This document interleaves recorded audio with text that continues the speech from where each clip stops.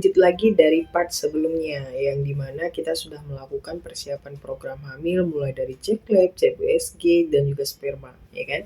Nah, tahap berikutnya apa? Tahap berikutnya jika memang Bunda ingin melakukan program hamil, yaitu dilakukan frekuensi dan juga intensitas dalam berhubungan. Artinya Bunda harus benar-benar rutin untuk berhubungan badan. Jadi kalau memang sudah program itu harus banget untuk bisa mendiskusikan dengan Pak suaminya itu bagaimana frekuensi dan juga intensitas dalam berhubungan. Artinya alangkah lebih baiknya memang dalam seminggu ada 3 kali ya, itu secara standarnya. Jadi kalau semisal lebih boleh, tapi nanti akan mempengaruhi kadar dari sperma tadi. Karena sperma kan kalau selalu dikeluarkan, maka dia nanti akan membentuk cair ya.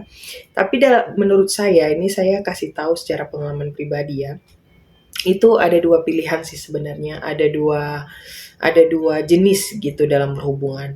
Ada satu mengatakan seminggu 3 kali supaya spermanya lebih sehat dan organ-organ juga lebih stabil gitu kan. Dan kalau yang kedua yaitu lakukan sesering mungkin. Karena ada orang yang memang bisa dia 1 minggu 3 kali, it's okay kalau memang kasusnya itu si ibu dan si bapak atau suami istrinya tidak bekerja jarak jauh, mereka selalu bertemu gitu kan, dan mereka selalu kontak badan ya, memang mereka selalu ada bersama gitu. Tapi bagaimana cerita jika memang kasusnya itu pada ibu-ibu yang atau suami yang bekerja jauh, jarak jauh. Jadi otomatis nggak bisa dong seminggu sekali. Mana jumpanya juga jarang gitu kan. Jadi wajar banget kalau dilakukan secara rutin, semaunya gitu. Artinya ya kalau sanggup berkali-kali ya silahkan gitu ya. Yang penting dia disupport dengan makanan yang bernutrisi, istirahat yang teratur, makan yang bergizi dan bernutrisi gitu. Kemudian tidak banyak pikiran, tidak stres gitu kan. Maka itu boleh banget dilakukan sesering mungkin. Karena kan logikanya kalau nggak sering dilakukan ya gimana mau jadi gitu kan. Jadi ya lebih baiknya memang sesering mungkin. Itu dua kasus yang berbeda ya.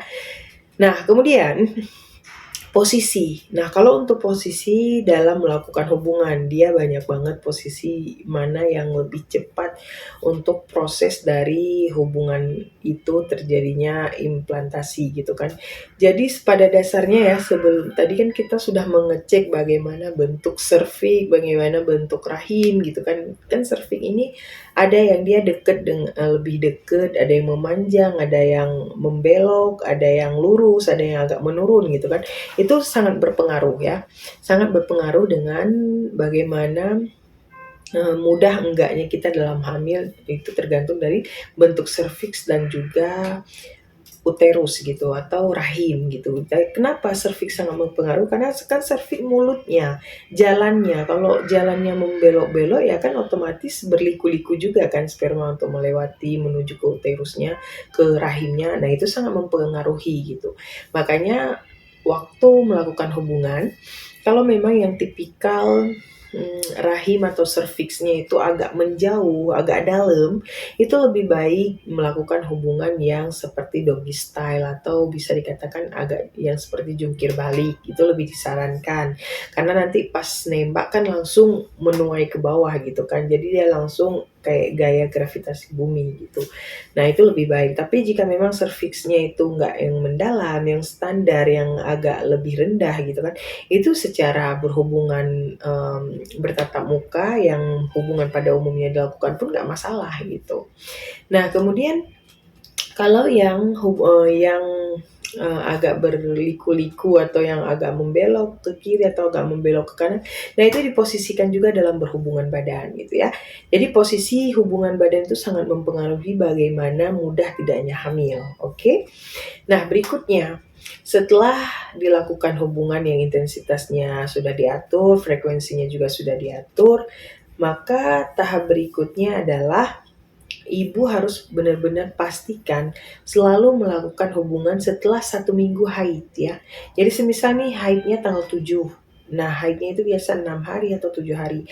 Berarti kan kelar nih haid dari seminggunya itu kelar di tanggal 14 gitu ya, semisal tanggal 14 atau di tanggal 13 atau tanggal 15. Nah, di tanggal 20-an, 21, 22, nah di situ Bunda harus benar-benar rutin melakukan hubungan. Karena di situ sudah dinamakan dengan masa subur gitu ya. Jadi baik itu ibu-ibu yang siklusnya panjang atau pendek, pada dasarnya 1 minggu setelah haid itu adalah masa subur. Jadi lakukan hubungan intim sesering mungkin di saat masa subur. Jadi harus benar-benar dicantumkan semua menstruasinya itu setiap bulan dimasukkan ke dalam kalender.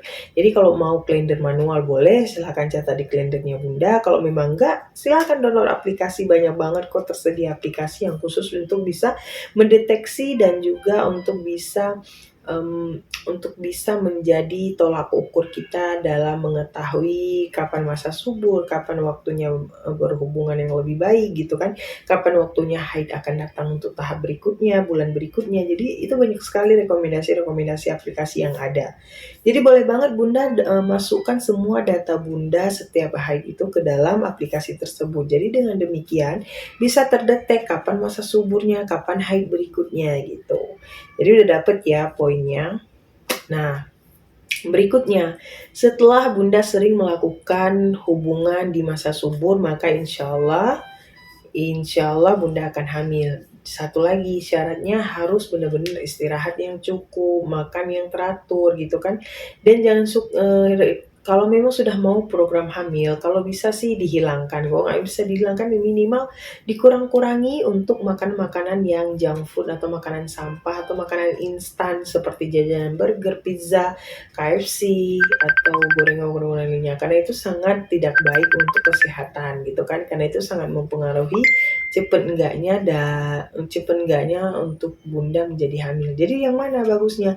Bagusnya itu yang normal. Bagusnya itu makanan yang diolah sendiri, dimasak sendiri, yang seger-seger, yang fresh kayak sayur-sayuran di pasar dimasak dengan fresh, direbus, ditumis gitu, nggak masalah gitu ya.